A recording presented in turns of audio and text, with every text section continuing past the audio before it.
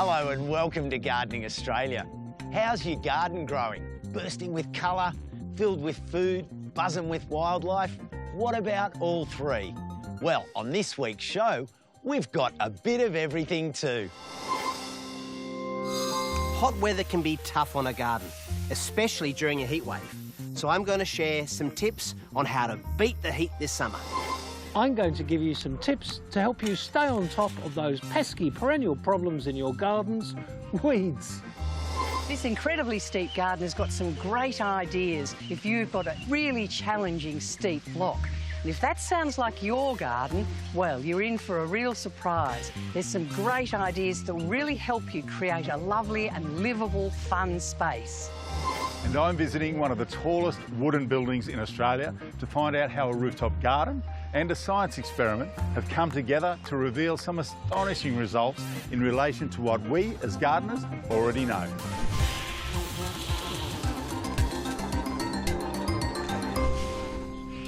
Like so many people passionate about the environment, Sean Morrow lives and breathes it. Every day he brings his work home with him, or is it the other way around? As a professional landscaper, Sean specialises in gardens filled with habitat features. And this is his home, a glorious 6.5 acres in the Noosa hinterland. It's surrounded by mountains and bordered by creeks, and there's very few neighbours. It's here that Sean's been able to indulge his habitat hobby, building frog ponds.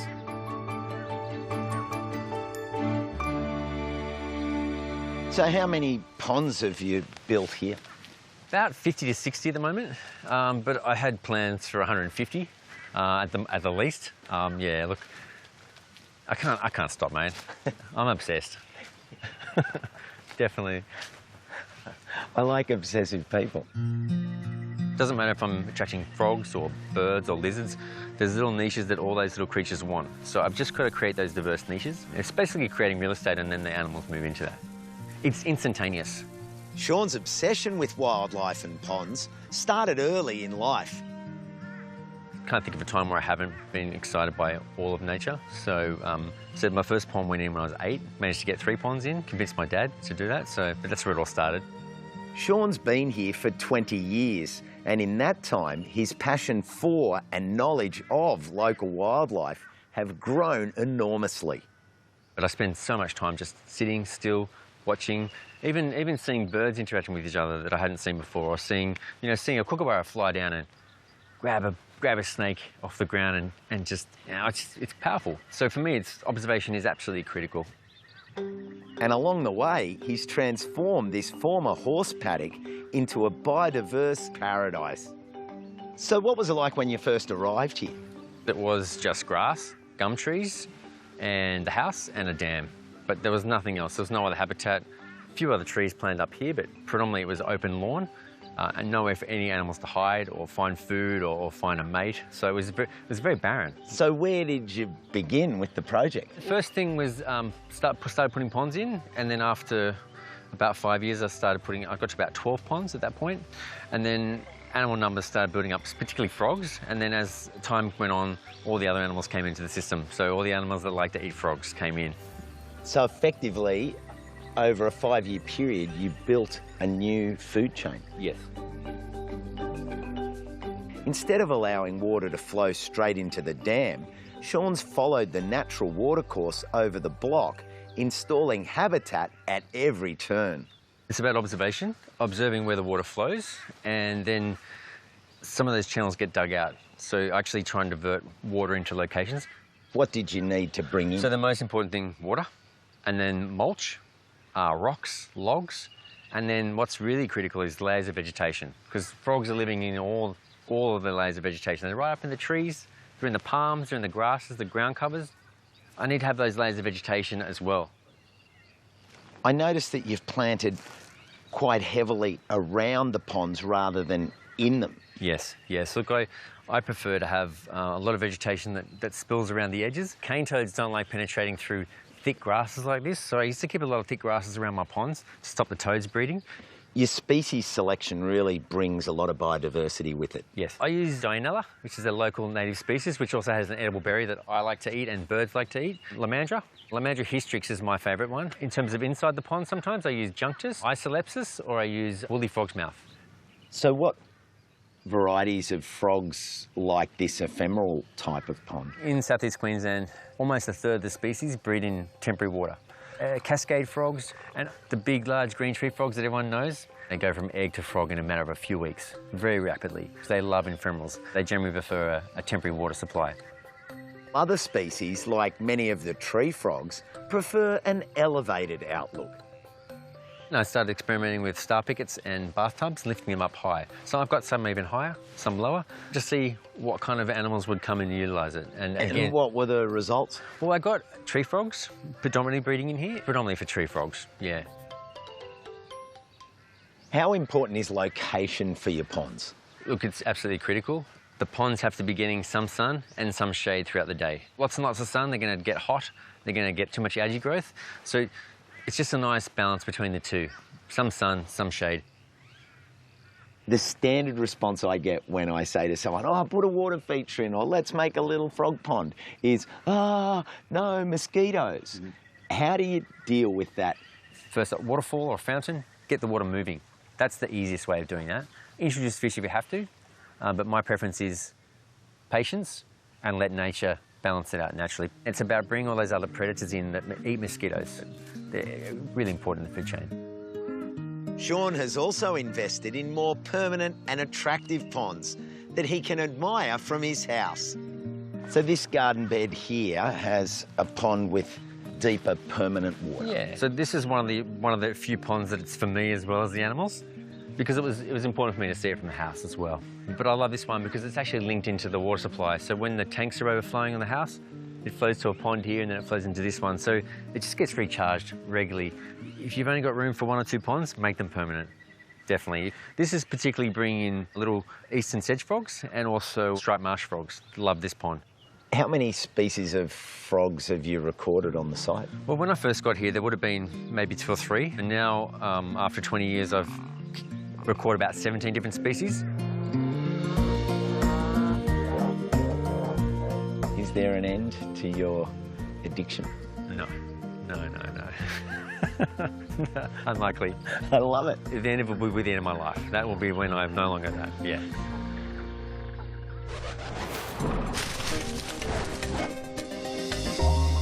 What is nitrogen drawdown and how do you avoid it? Well, this is something that occurs when you use fresh woody material on soil. So whether it's mulch, bark or sawdust. As the woody material breaks down, a whole lot of different microorganisms are involved, like fungi and bacteria, and they actually take nitrogen from the soil to help the breakdown process. Now, unfortunately, they take that nitrogen from plants growing nearby, so often you'll see plants go yellow from a lack of nitrogen. The way to avoid it is either let the woody material age till it's 3 or 6 months old before you apply it, or put an extra nitrogen down in the form of manure, compost or even pelletised organic fertiliser, and then put your woody material down, and that way you're supplying extra nitrogen to keep your plants and the microbes happy. What is the largest seed on Earth? If you go to the Seychelles Islands in the Indian Ocean, there grows a legendary palm, the double coconut, Coco de Mer. The seed can be up to ½ a metre long and weigh up to 25 kilos. They're huge, and as a consequence, they attract the interest of scientists, tourists and poachers alike. As a consequence of over-collection of the seed, this palm is now classified as endangered, and there's just 8,000 specimens alive. Many people use a mister to increase the humidity around their plants. While it's okay for air plants, it doesn't really work to boost the humidity around your humid-loving plants. It's really only a temporary fix. There are better ways. You can invest in a humidifier, group your plants together, or go big and get a greenhouse. And you definitely don't want to miss the leaves of begonias or other furry leaf plants. These plants are more susceptible to fungal attacks, or if the water's sitting on the leaves, can lead to rot, and you definitely don't want that.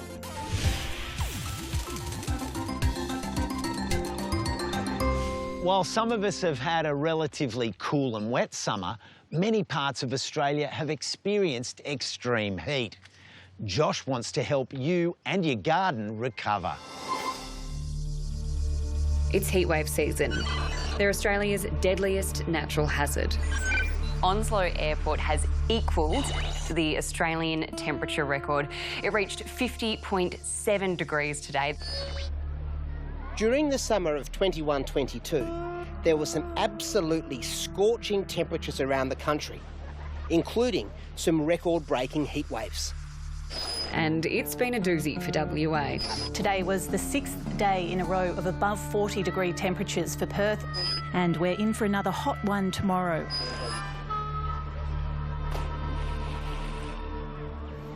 Here in Perth, the odd 40-degree days to be expected in summer.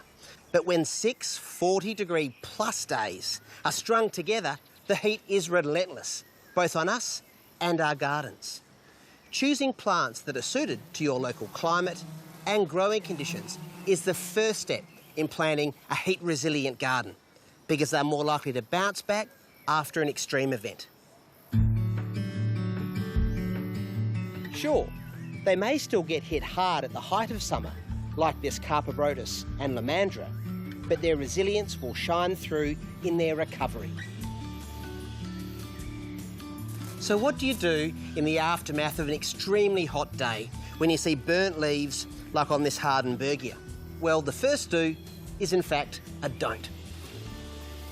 You need to resist the urge to cut back a damaged plant like this, because if you do, it'll promote new shoots, and that young, tender foliage is highly vulnerable to being fried on the next hot day. These young sweet viburnums have really copped a blast, as have the broad leaves of the aspidistra and bananas. But I'm keeping my secateurs in their holster, because cutting off the damaged leaves will expose the stems, buds and rhizomes to potentially damaging heat from direct sun. Here's what you can do. Rather than react to the heat after the fact, prepare your garden so your plants are in great condition heading into summer. Deep, occasional watering of your established plants will help develop the sort of root systems that will support resilience in hot conditions.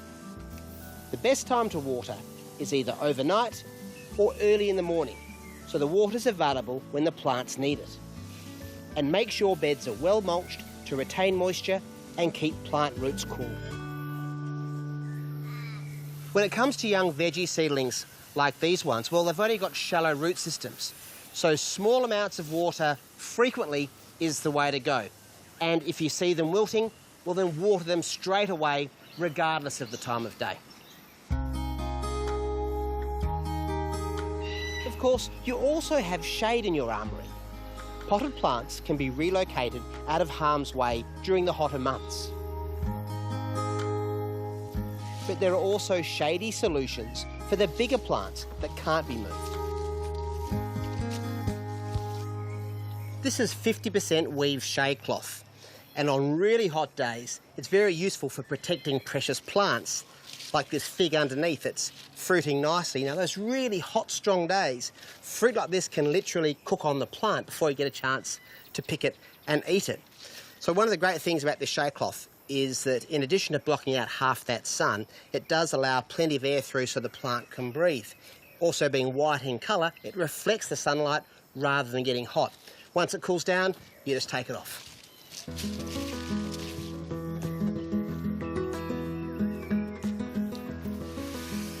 Plants aren't the only things in the garden that need to be considered during hot spells. Spare a thought for wildlife too. If you have a bird bath or a pond, top them up and supplement them with other water sources around your garden, so there's plenty of safe and accessible water available.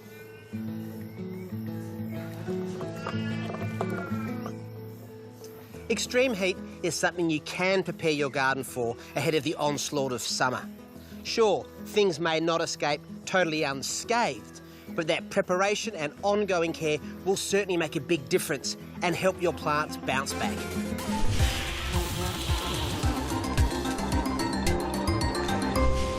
We all need a bit of support sometimes. And plants in the garden, well, they're no different. Sophie knows just how to do it. Plant ties can be really useful in the garden. When combined with the right support structure, such as stakes, trellis or an archway, they can help your plants grow upright or in the right direction. But not all plant ties are created equal. Instead of inspiring your plants to new heights, some can actually be harmful to your plants. So I'm going to show you the difference between good ties and bad ties and how to use them correctly in the garden. First up, good ties. I use two types of ties in my garden. For my vegetables, I like to use this stretchy woven cotton fabric. It's soft and pliable, which is perfect for the tender stems of my vegetables, and it can actually expand as their stems grow. I'm going to use it to secure the New Guinea bean to the archway.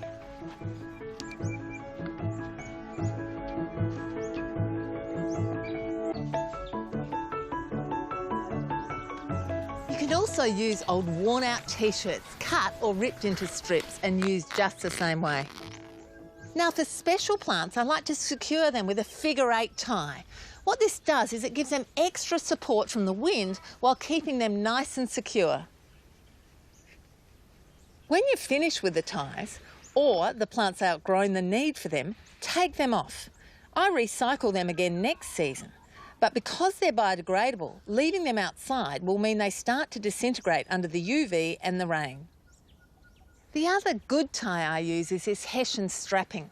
It's perfect for plants that are going to need longer term support and are slower growing.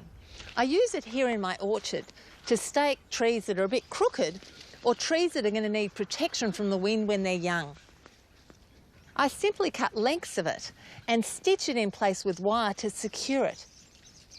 The broader width of the Hessian is ideal to support the trunk, far better than the narrow, stretchy t-shirt tie would. Next, bad ties. Using the wrong plant tie can have a long-term impact on your plants. I put this almond tree in a couple of years ago and I left the plant label on it because I wanted to know what variety it was till I got a chance to write it down. Now the label was secured with this green plastic tie which has a metal wire in the middle, like you often see on nursery plants. Thought I'd remember to take the label off, but the tree grew so quickly that within 6 months the bark of the tree had actually engulfed the plant label and I was unable to get the tie out. I tried, but some of the metal remains in the trunk of the tree and you can actually see a bit of a scar from it, but more importantly it's created a weakness in this tree which is not ideal. So it's really important that you remember to remove these plant labels. String is a popular choice too, and that's fine if it's made from natural materials such as jute, cotton or even sisal. However, if it's made from resin, polyester or nylon, it's not so good. The reason why is often these products aren't UV stable and they're not biodegradable, which means time out in the sun will see the fibres disintegrate and eventually blow around your garden and end up in the soil where they're never going to break down. The worst of all is baling twine. This is what's wrapped around hay bales.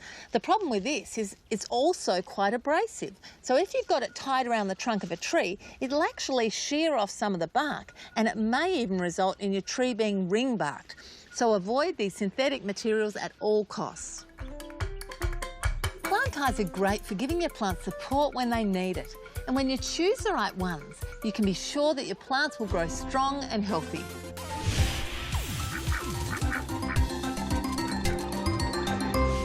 There's some tasks in the garden that you might only do once or twice a year, others once or twice in a lifetime.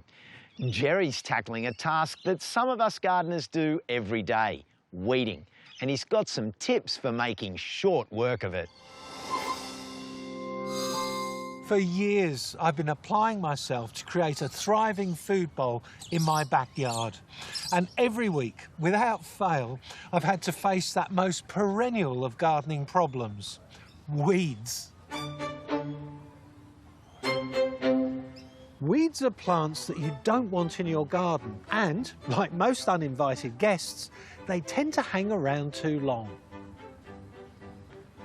Perhaps they arrived as seed, blown in by the wind, or perhaps dropped by birds. Maybe you've even brought them in attached to your clothing. Maybe a previous gardener has planted bulbs and they're now sprouting for the very first time. You might even have planted them yourself and then discovered they're surrounded by thousands of their own offspring.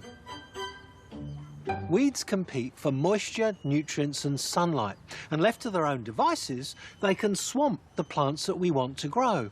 In this bed, the spring onions are threatened by a tiny little weed, hairy bittercress.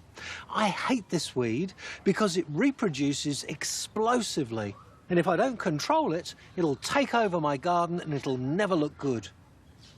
I'm a big proponent of weeding by hand. I find it creates opportunities to identify weeds and distinguish them from some of the welcome self-sown vegetables who may have found a home. I use kitchen scissors to snip off weeds without disturbing the soil surface, and that means it discourages further weeds from germinating, and it's really handy around things like my onions. They really deserve it. Sometimes the scale and size of the weeds requires a bigger approach. In these circumstances, I use a Dutch hoe.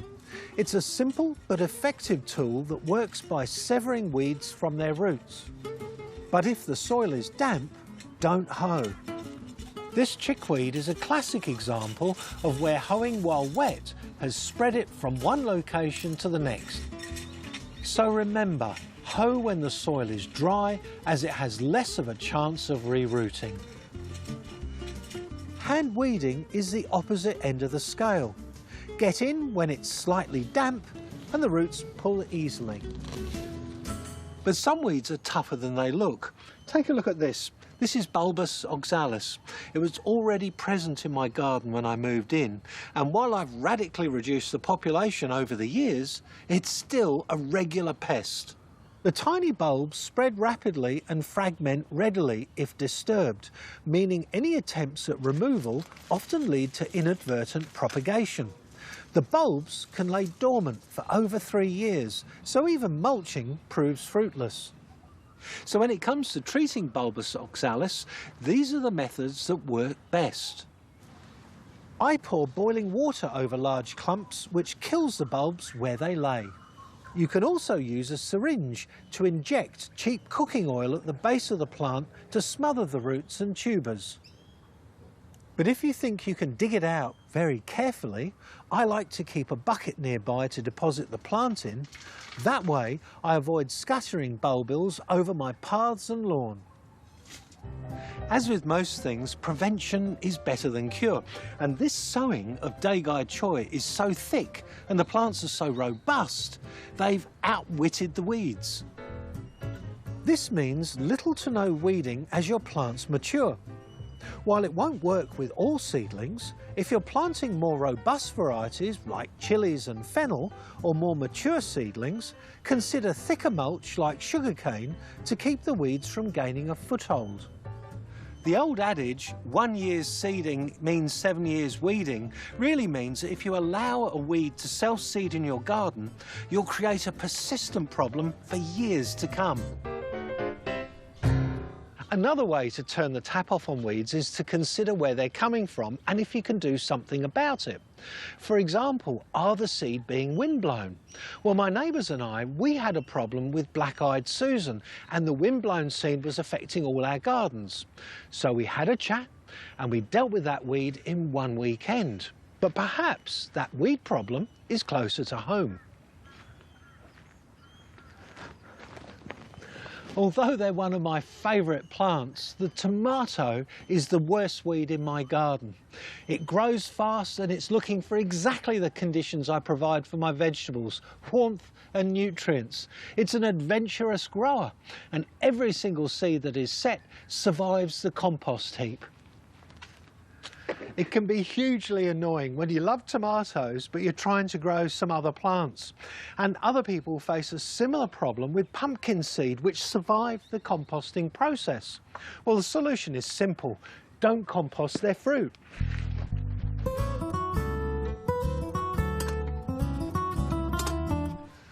If you're going to spend the morning weeding, the important thing is to make yourself comfortable. So I use this frame kneeler, a sponge mat, and if the lawn is wet when I'm weeding, a plastic bag will keep me dry. I also find wooden boards useful. They provide access to the centre of the bed, I'm not compacting the soil, and it's easy on my back. Weeding can be a cathartic joy or sheer drudgery. It really depends on how you approach it. My advice is to take the Zen approach. Never weed if you're rushed or in a bad mood, and always make yourself comfortable. However you weed, use it as an excuse to get out into the garden and dig in.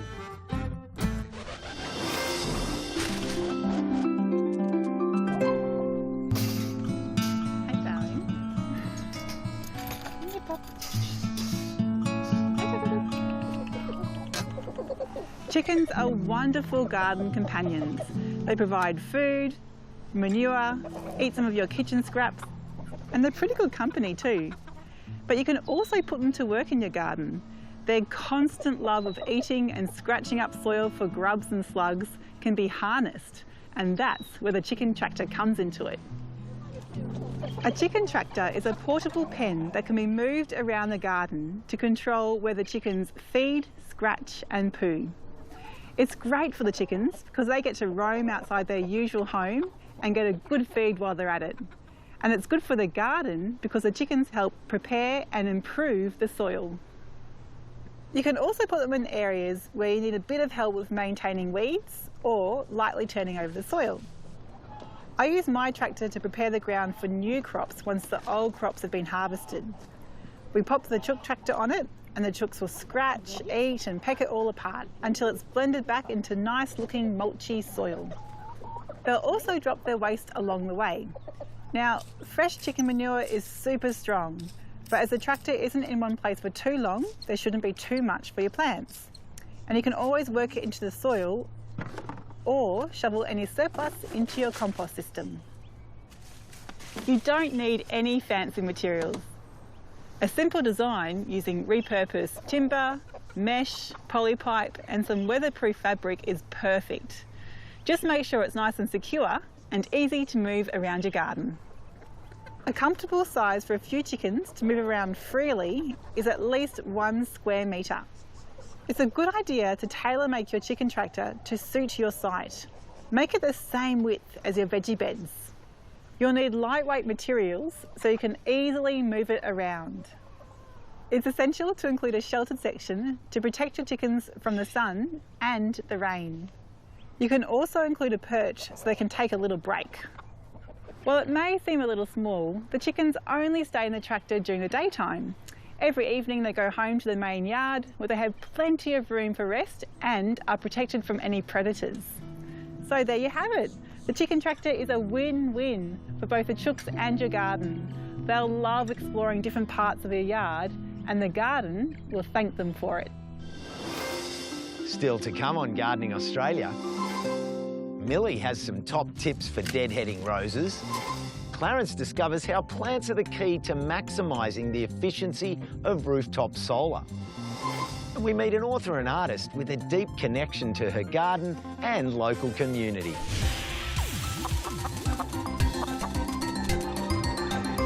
Imagine having a driveway that is so steep and so awkward that when visitors arrive, they're told, just put your accelerator on and get to the top. Don't stop or you'll go backwards. Well, I am looking forward to seeing the garden once I get there. Wish me luck.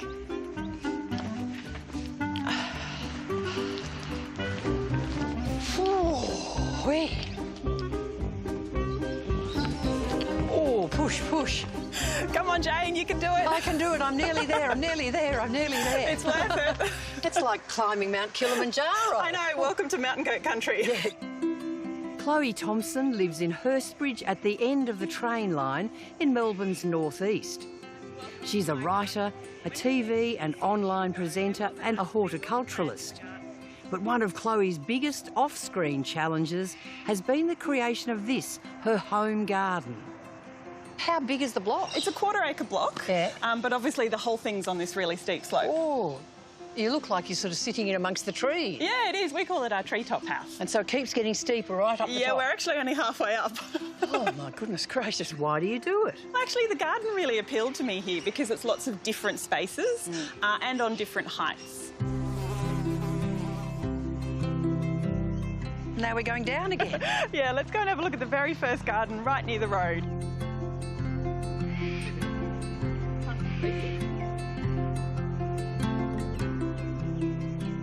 So this is the first section of garden as you come up the driveway, and we've created it as a space really for the family to hang out, the kids to play, so it's a really just easygoing space. It's close to the road out there, but it's very calm and peaceful, really. Yeah, you still feel snug even though it's near the road. And there's even a little bit of lawn down there. Yeah, this is actually the biggest lawn on our block. I know it's not that big. And I actually quite like the slope of the lawn. It's actually just right to lean back and read a book. A steep driveway really can be quite difficult, can't it? Yeah, absolutely. Yeah, it's really hard to get anything to stay and survive in this environment. So we actually had a first play here with the Corten steel. So these... Now, that's just this moulded steel? Yeah, so these panels come flat and they actually come black.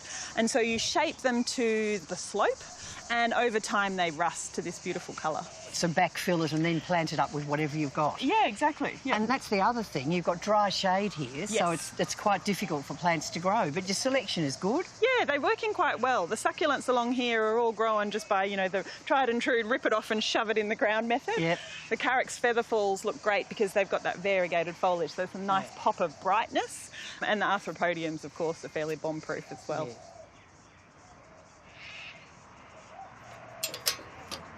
Oh, another steep slope to climb. Exactly, yes. Come on into the backyard. Yep. So round here, this is actually the south side of the house. And as you can see, we've grown some big, beautiful bamboo. Now, when you say bamboo, people go, shock horror, but this is the clumping bamboo. This is the clumping bamboo. This is bamboo oldami, and it grows tall and fast, and I just think it looks really good as well. It does. It's a nice screen between you and your neighbours. It works well. Yeah, absolutely. And onwards and upwards, first flight of many stairs ahead, shall we? You.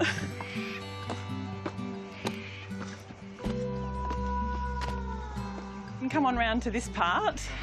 Now, it's a bit of a utility area back here. We've got the water heater and the ladders. And, of course, because we're on such a steep slope, we've got this giant cliff face. And it's only about 2 metres from the house. Exactly. So, again, a narrow space. But there was this raised garden bed here, so I have turned this into my picking garden. So I fill it with dahlias and zinnias in the summer. Isn't that lovely? And they're looking really good on it. Good old dahlias. And the oregano just as a ground cover. Yeah, it just sort of keeps going on.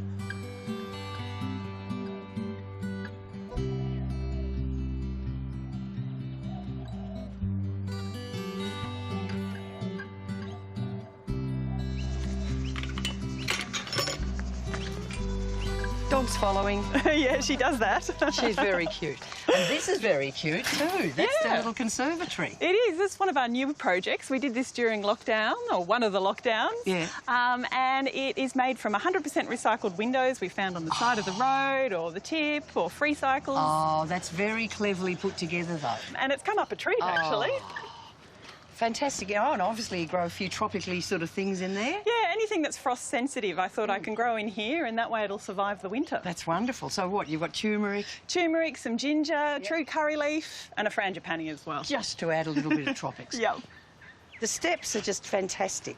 They're nicely graded. Yes. But that would have been a huge amount of work. It was. It was a lot of work. This is all done by hand again, but using the Corten to hug the landscape. So you had to dig it out and level it out by hand? Yeah, so one step at a time, literally one step at a time. Starting down the bottom, we might do one step one weekend, two steps the next weekend, and gradually make our way up to the top. Wow, just little. Yep, small bites. What about these enormous rocks? They were all carried in by hand as well, believe it or not. I spot something hidden away over there. Yeah. That's a lovely little chook pen. There are 3 gorgeous silkies. They're actually relatively new, but they've started laying and the kids are loving them. Oh, and they get their run in this area here? Yeah, they can have the run of this during the day and they don't make too much mess. No. Come on up to the very back lawn. The very back lawn, the height of the garden. Actually, a green lawn is just perfect to sit on, isn't it? It's very inviting. Absolutely, yes, it is. And being at the top of the garden, you can perch yourself and admire the view, which is really nice.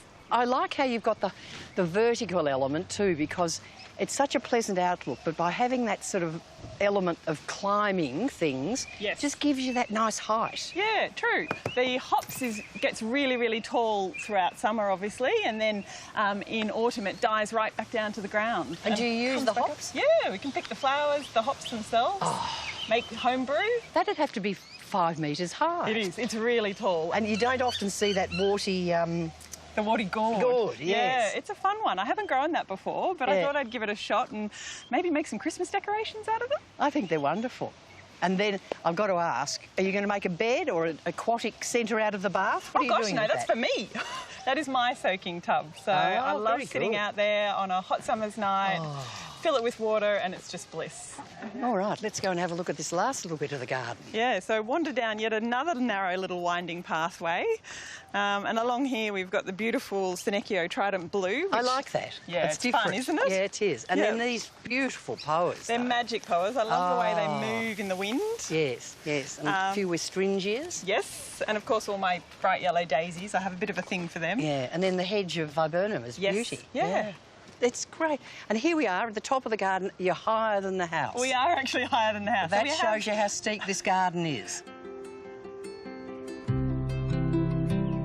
Rather than being daunted, Chloe has embraced the unique opportunities that have arisen and, in the process, has created a great family space.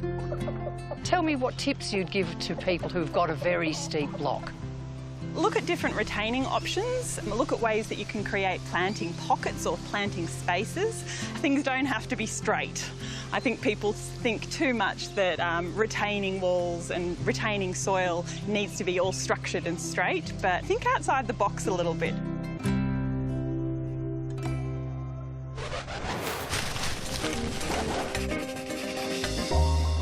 Roses really are great garden plants, and particularly those that repeat flower right through the warmer months. Not only do you get beautiful flowers for your own enjoyment, they can also be really great for attracting lots of insects to the garden. But one thing to keep them flowering you need to do is deadhead, and that means you remove those spent flowers as they fade. You can see here where flowers have faded, the petals have fallen off, and essentially they are called dead heads. Now, removing that head means that you are removing the plant's capability of turning these flowers into seed, which takes a lot of energy, and it means that you're pushing that energy back into the plant and the next flowers. Now, you can do that right through spring and early summer, and then once you get into midsummer, even to late summer, I like to go a little bit harder. Instead of just removing the dead heads, you can come down, say 1, 2, 3, 4, 5, 6 buds, outward facing. So it's not like a hard winter prune. This is sort of a moderate prune, which means you'll get a really nice compact plant and a great display of autumn blooms.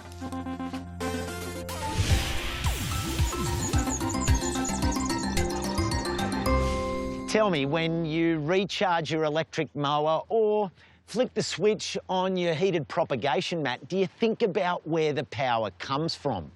Increasingly, rooftop solar is powering our homes and gardens.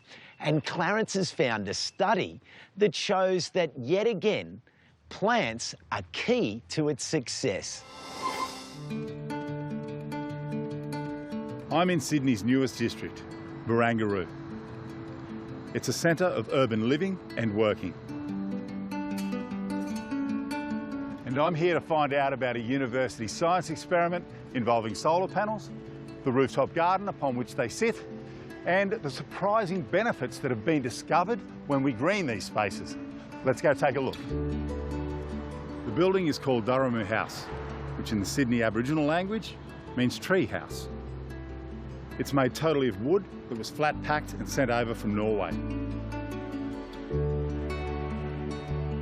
I'm meeting Dr. Peter Erger from the University of Technology in Sydney to find out about his research into this unusual space.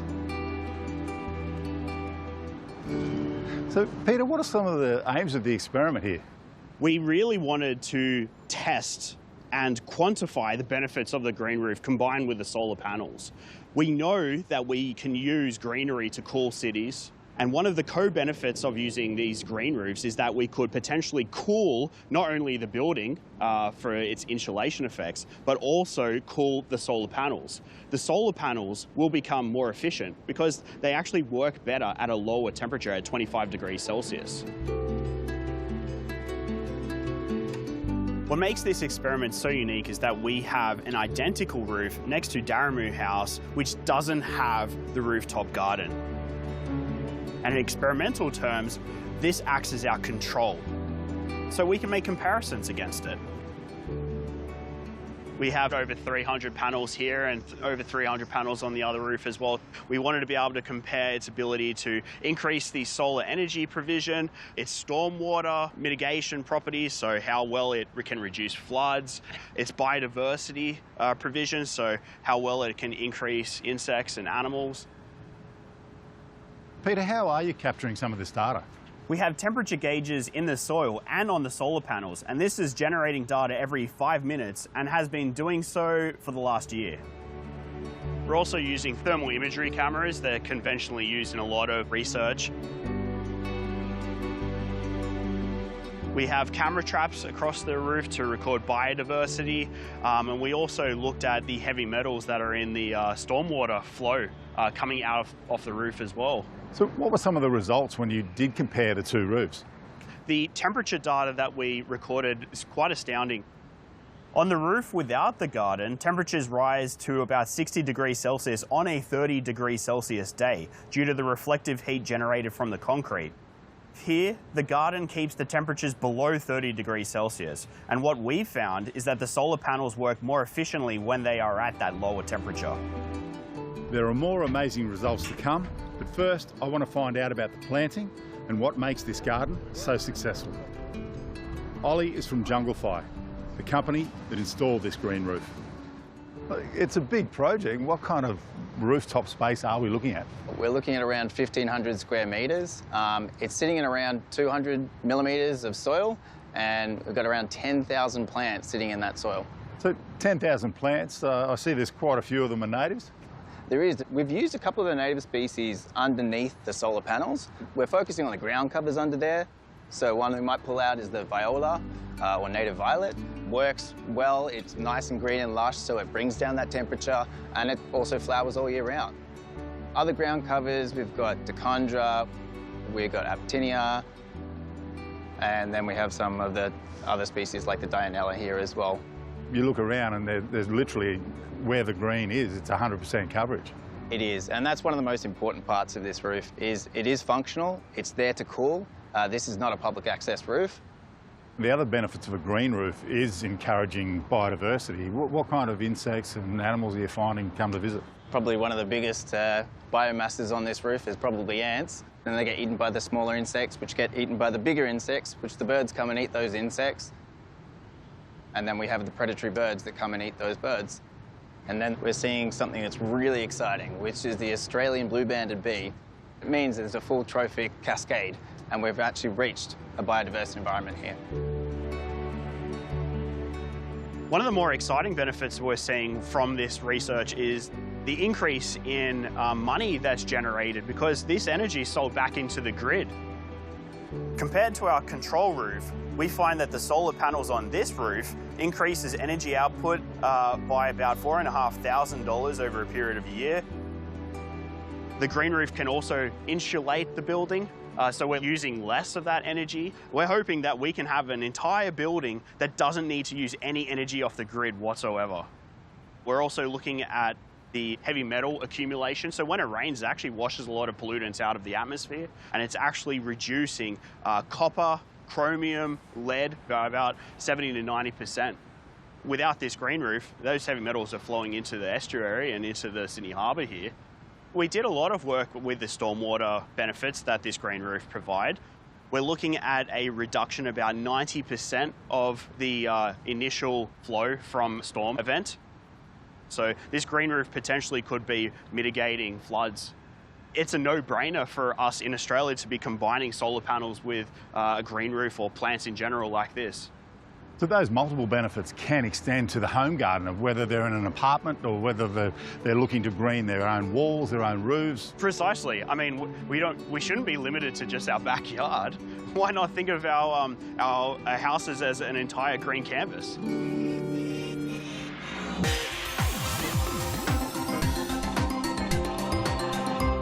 One of gardening's many superpowers is its ability to connect us, not just with each other, but also to those places that we grow. And our next gardener is cultivating those connections in her own creative practice and her local community.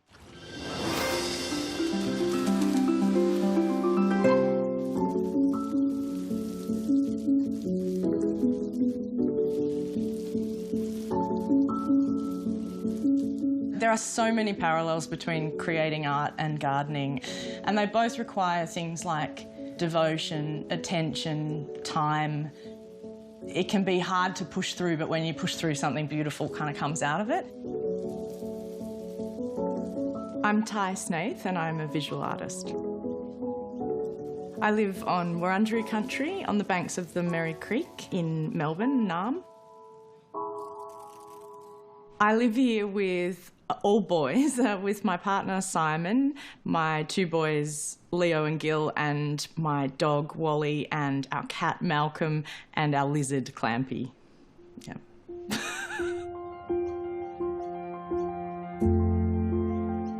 In the same way that my garden's really kind of wild and free-ranging, so is my art practice. All of it, like my garden, I think expresses a kind of joy and energy, sometimes even raw feelings and emotions. In my art, I actually use lots of different materials and processes, and they vary from different project to project, but basically I tell stories. So whether it's making public artwork that tells a story of connection to place, or making a picture book that tells the urgent story of animals and habitats, or more poetic work telling a story of how we interact with plants and objects. I recently made a work for the Metro Creative Program in collaboration with the Royal Botanic Gardens, and I worked with the herbarium and basically told stories of the plants in their collection. So there's quite a lot of amazing stories that humans have with plants over the decades, like the Flanders Field poppy. The remembrance poppies were among the first to flower on the battlefields in the First World War, and according to soldiers' folklore, they grew up from the spilt blood of their mates. I realised that you're not just telling the story of the plant, you're telling the story of people as well, because we're so entwined with them. I grew up between the city and the country, but in the country I was with my dad, and my dad is from a family or a long line of people that have, you know, lived off the land or grown things, really. And his mother, Nana Faye, I call her, she taught me a lot about nurturing things and growing things, so how to grow an avocado tree from a pip. And also my mother's mother, Mimi, she also taught me similar things. But yeah, both my grandmothers were really just keen gardeners, and I definitely think about my grandmothers a lot when I'm in the garden and, you know, when I can pick the flowers, things like cerinthe and love in the mist.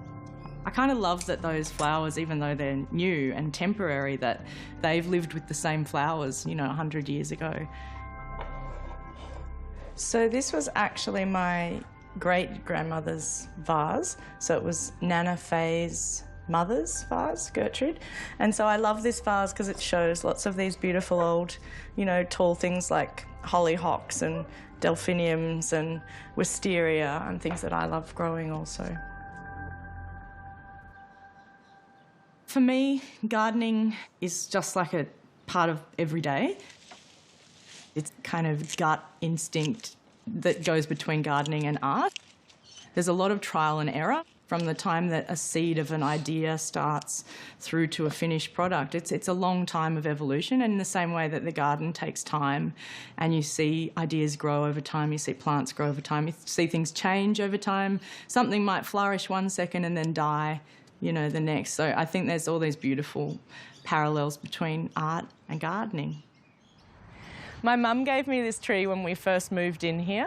It's a quince and it's my most productive fruit tree.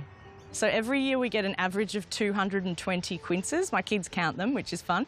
And I make so much quince paste and quince, you know, tarts and jelly and all sorts of things from quince.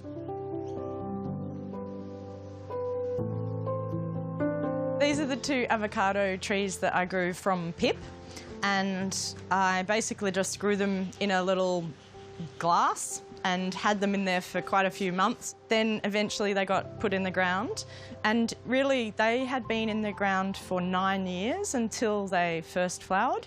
So when that happened, I was really, really excited. And then it had 1 tiny little avocado, and then the next year it had 3, and then this year it had about 20. So that was pretty exciting. This is the amazing lemon-scented gum, which is pretty much why we bought the house. It's a Corymbia citriodora, and it's home to a powerful owl and some ringtail possums. We didn't even look inside the house when we bought the house, but both of us, my partner and I, were just completely taken by the lemon-scented gum and just thought, like, we really want to live with that tree. In this area, there's a lot of really beautiful spotted gums and white gums, and it has relatives, you know, like you can pick out the trees that are from the same time. Mary Creek is actually formed by a basalt lava flow that was over 7,000 years ago. Because we're so close to the city, it's also this refuge for a lot of native flora and fauna. As an artist, it's just extremely inspiring. Part of my practice has always been writing things and drawing things for children. I'm making a diorama or a habitat for all the pollinators that are in my book. So it's for an exhibition that's coming up at Bayside Gallery. I'm extrapolating my favourite animals from the book and putting them in settings. So whether they're in pieces, larger pieces, works on paper, or in this case, the pollinators are in a 3-dimensional diorama within a vitrine. And my books just try and encourage kids to use their creative skills to draw attention to things that need attention. What can we see here? Oh look, see how they planted these new trees there? What do you think that's all about? We started the Mary Creek Creative Club, or just the Creek Club we call it, and we go down to the rotunda and we just sit around and draw stuff that we see. So it's quite beautiful. Right now I'm drawing a bidgie. I think it's really pretty, especially with some really tiny yellow dots on the end of the magenta spikes. The connection to nature is really important with kids because they start to really notice things. So you get these gorgeous drawings of little native daisies and skinks and grasses, and yeah, it's really beautiful. I love the different variety of plants and animals that inhabit like around here. Yeah, they're also an amazing place to come and enjoy nature. The start of taking action is actually just paying attention. So if you can pay attention to something, then you kind of invest emotionally in that thing, and then if the time comes, you might step forward and do something for that thing. So that's the reason why kids should be out in nature, and that's why I keep doing it.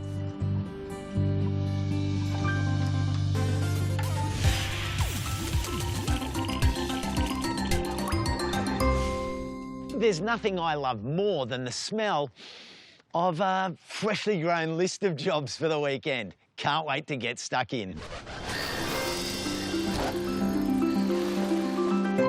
In cool areas, native grasses like Poa lab can be cut back hard now, so they stay looking fresh and green. If you're drowning in zucchini, head into the kitchen to preserve the harvest. Knock up a jardinera by soaking in vinegar and salt overnight, then layering in sterilised jars with olive oil. Inspect your beehives. If you see honeycomb on the lid, it may be time to give them more room by adding a super. In warm temperate areas, it's passata making time. Break out the bottles and fire up the spreme pomodoro and you'll be tasting summer all year long. Set up some habitat for lizards so they can overwinter at your place. Large rocks, broken terracotta and corrugated iron are the current must-haves in reptile real estate. Agapanthus are about to start dropping seed everywhere, so thoroughly deadhead to stop them becoming a problem in your area. In the subtropics, if your banana is overloaded with fruit, prop bunches with bamboo poles, as heavyweight harvests can snap the entire plant. While you're at it, throw down some poultry manure. Bananas have an insatiable appetite and monthly feedings will keep the bunches coming. Macadamia harvest is just around the corner, but remember to apply mulch to keep the roots cool and ensure good fruit set. Fruiting now in tropical areas is the sea almond. The large woody stone inside the fruit can be cracked to reach the tasty kernel inside, a favourite snack in the Torres Strait. Cucumber can be grown from seed now. If you're short on room, try compact varieties like Space Master. If your mangoes finish fruiting, give it a good prune to remove upward growth and old flowering stems. Arid gardeners, if your crops are struggling in the hottest part of the year, roll out some shade cloth during the day to help get them through. Brussels sprouts must be planted now so they have enough time to mature in the colder weather. Flowering now is the desert fuchsia, or Eremophila macdonellii.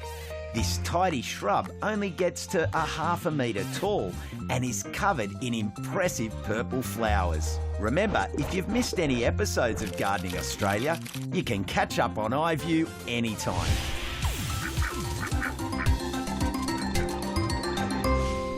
Well, that's all we have time for, but before we go, I need to let you know that we won't be on next week as the ABC celebrates Sydney World Pride and the Australian LGBTQIA+ community. It's going to be a cracker of a party. Now, we'll be back with you in a fortnight, just in time for autumn. So until then, take care of yourselves and your soil. See ya. I'm showing you that autumn colour is not just exclusively the party trick of deciduous trees. Don't despair if you've got lots of tricky shady spots in your garden, because I've got a whole range of colourful plant options that'll turn shady into stunning. When an unstoppable threat that could impact a large number of plant species is heading your way, what do?